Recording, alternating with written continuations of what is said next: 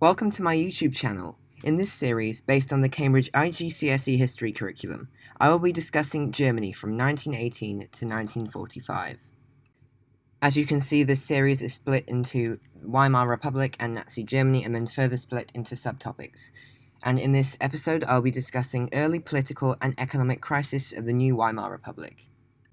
The German Revolution of 1918 began in the port city of Kiel as soldiers mutinied and refused to go out to sea on a suicide mission against the British Navy. The German Revolution became much larger scale, with two main demands from the German people, the German army, Prince Max, and the Allies who had threatened to invade Germany if their demands were not fulfilled. The main demands were that the Kaiser had to abdicate, and that Germany should become a socialist republic. To push for their demands, German citizens marched into the Berlin city centre and protested against the Kaiser's government. Prince Max announced that the Kaiser would abdicate, and he was taken to neutral Holland to spend the rest of his life in exile. After the Kaiser abdicated, a new socialist government was formed, called the Weimar government. Some key words are mutiny, which means soldiers going against their commanders, leaders, or officer, for example, not following the Kaiser's instructions. Another one is socialist or socialism. It is a political and economic theory of social organization which advocates that the means of production, distribution, and exchange should be owned or regulated by the community as a whole, and this definition is from Oxford. And finally, exile, which means being taken out or banned from one's home country, usually for political reasons or criminal acts, such as treason. The Weimar Republic was established on November 9, 1918, with the constitution finalized on the 11th of August 1919.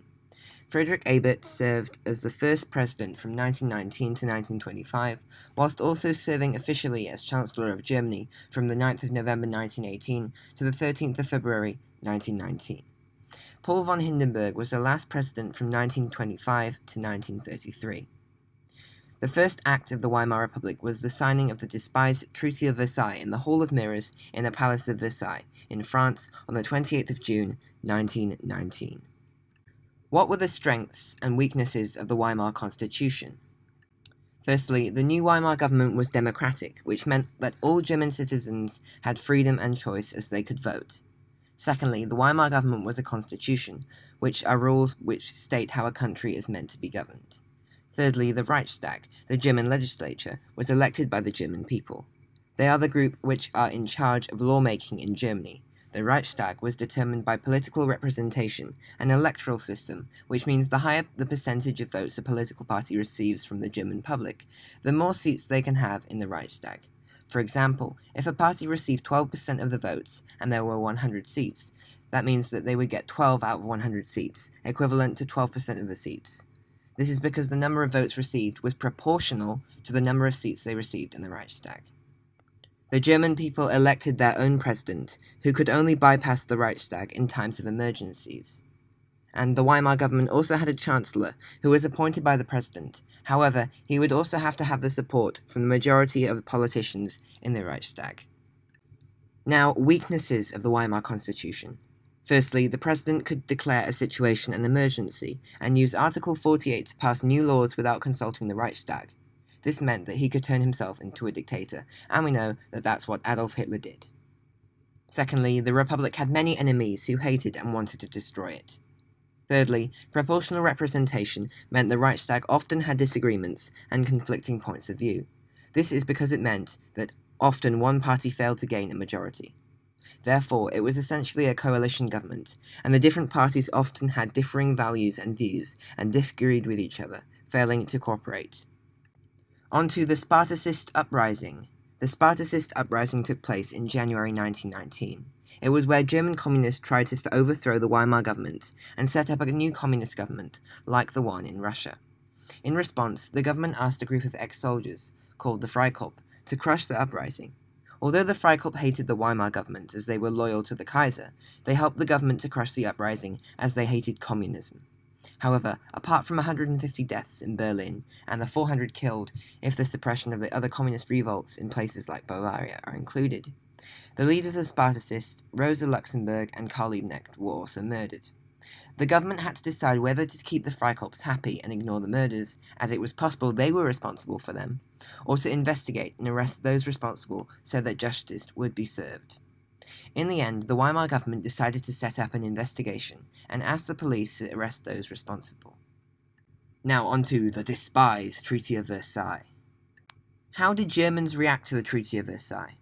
In June 1919, the terms of the treaty were announced by the Allies. The German people were horrified by the harsh terms of the treaty, and German politicians complained to the Allies. They tried to persuade them to change some of the treaty's harshest terms, arguing that the war was the Kaiser's fault and not the Weimar government's. The terms of the treaty had the purposes of punishing and humiliating Germany, weakening Germany, and to reward the Allies for their overall victory, or compensate them for the damage and casualties. Here are a few of the terms which easily fit into these categories. To punish and humiliate Germany, we have, firstly, Germany had to accept the blame for starting the war according to the War Guilt Clause. Secondly, a plebiscite was to be held in North Danzig so the people could decide to be part of Germany or Denmark. Thirdly, Lithuania, Estonia, and Latvia were to become independent. And fourthly, Germany's colonies had to be ruled by France, Britain, and other member countries on behalf of the newly established League of Nations. To weaken Germany, we have, firstly, Germany had to reduce its army to just 100,000 men. Secondly, Germany could only have 6 battleships in its navy and could not build or use aeroplanes, submarines, or tanks. Thirdly, Germany must not join with Austria, whom they had been allies with in World War I, and also shared the same language of German. Fourthly, Germany had to demilitarize the Rhineland, an area on the German-French border. This area was to be occupied by Allied troops for the next 15 years. Fifth, the industrial and coal mining area called Saarland was to be governed by the League of Nations for 15 years, and the coal fields were to be run by France, meaning that France got all the coal that was mined there. This was also to reward and compensate the Allies, which I'm going to go into now. To reward and compensate the Allies. Firstly, Germany had to pay reparations, compensation to the Allies who had won the war. The reparation sum was later set at £6.6 million, or 36 billion German marks. Secondly, Alsace-Lorraine had to be returned to France. Germany had won the area in the Franco-Prussian War in 1871, so the Germans felt that this was basically a loss of their casualties in the Franco-Prussian War, as now they had to return the area to France, which they had won during their war for independence. Thirdly, Eupen and Malmedy were given to Belgium, who had been allies of France and Britain in the war. Fourthly, the Polish corridor was given to Poland, so they were no longer landlocked, and this cut off East Prussia from the rest of Germany. Finally, Danzig was to be governed by the League of Nations, so Poland could trade easily. So, if it's not clear enough already, we'll go into a few reasons why Germans hated the Treaty of Versailles. Firstly, Germany had signed a ceasefire or armistice, but had not been invaded or occupied by Allied forces. Therefore, many Germans believed that they hadn't been defeated. The German army encouraged this view, claiming that they had been betrayed or stabbed in the back by the politicians who signed the treaty, and therefore they hated the Weimar Republic government. Secondly, Germany had not been invited to the peace negotiations, and therefore many Germans felt that the terms of the treaty had been forced upon them. They called the treaty a diktat, or dictated peace. Thirdly, Germany had been promised that the peace treaty would be fair and based on President Wilson's 14 points, and President Wilson was President of the US, part of the Big Three, who refused to allow all Germans to unite in one country, and when they weren't invited to the League of Nations, as Wilson's 14 points said as well. Fourthly, the German army had been a source of national pride. Therefore, with a reduction of 100,000 men from the army, the Germans felt that without a large and strong army they would be unable to defend themselves if they were attacked, especially as few other countries were disarming around them. Fifth, many countries had been building up their armed forces and threatening other countries before the start of the First World War. Therefore, many Germans felt angry that they had to accept the blame for starting the war, as other countries had also played a part in causing the conflict. 6. Germany lost a lot of land, which included important industry and farming land, and therefore many Germans were worried that losing this land would cause their economy to suffer. 7. Germany lost their overseas colonies in Africa and Asia. Therefore, many Germans were worried that without its colonies and access to cheap raw materials, the German economy would suffer even further. The final section is other political and economic crises.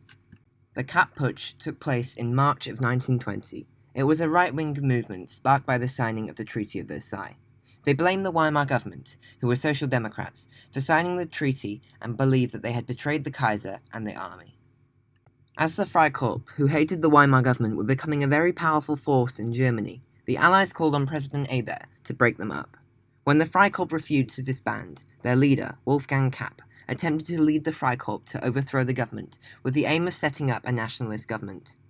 The Freikorps, with the support of some of the German army, including General Ludendorff, took over buildings in Berlin, and President Hebert decided to call on the army to stop the Freikorps.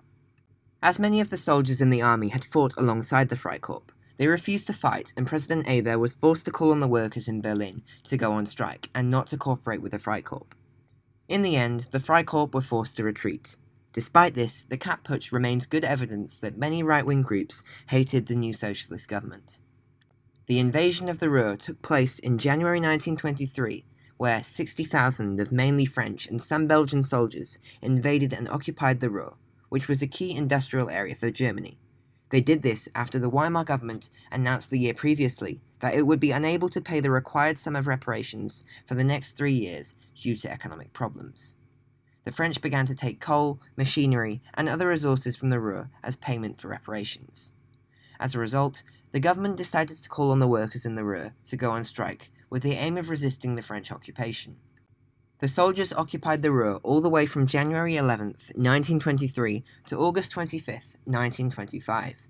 During this period, the government printed more and more money in order to pay the striking workers, and this led to hyperinflation, where currency became almost worthless, and many people lost their savings and the price of goods increased. To solve the problem of hyperinflation, the Weimar Republic asked the USA to loan money, which they could use to pay the reparations and invest in the German economy. This comes under the Dawes Plan, which I will speak about in the next video. They also decided to scrap the old currency and introduce a new one, which was called the Rentenmark. They then knocked off the noughts and strictly limited the amount of the new currency that could be printed before a new one was introduced. Thank you for watching this video. Please subscribe to my channel. You can use the links in the description to visit my website, which has a large amount of revision materials. Linked is my podcast in which I discuss the same topics as this video, although in shorter episodes, with the addition of AS and A-level history content and an LGBTQ+ education series. In the next video, I will be speaking about recovery and prosperity during the golden age of the Weimar Republic. Thank you for watching, and goodbye.